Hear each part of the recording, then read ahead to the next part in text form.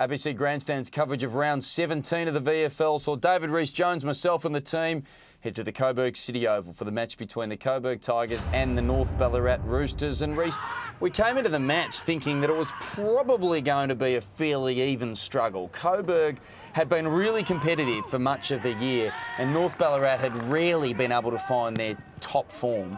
But the Roosters proved too good. Yeah, look, they were, though. And that was probably one of the disappointing things about the day.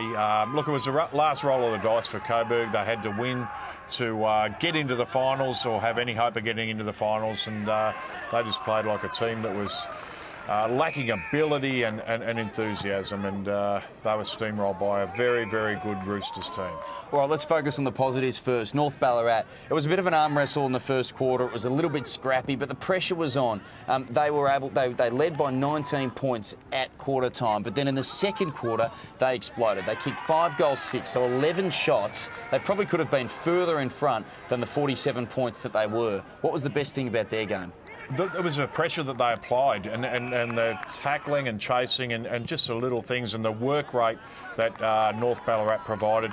That was what gave them the success today. They just worked very, very hard for each other and terrific team effort.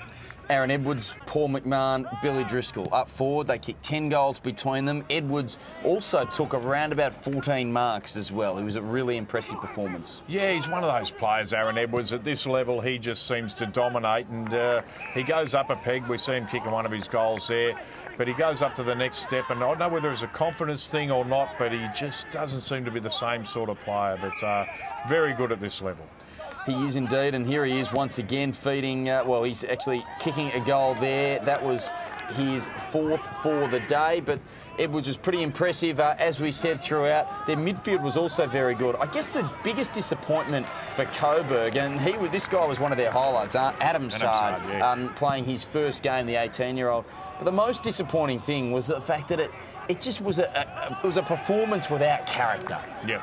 And that's one of the things that, you know, you come to Coburg, especially at their home ground, they normally, doesn't matter, you know, if they're undermanned or whatever, they'll put up a fighting performance. And there's Sard running in again and kicking goal. He's a good player. He's got a bit of pace and a lot of talent. And when he gets the ball, he uses it well. Might be hard to read as we hear the final siren, but in a word, on their best form, do you think North Ballarat can challenge for a 4th premiership in 5 years? No, look, I don't think they can make top 4, and therefore I doubt whether they can win it.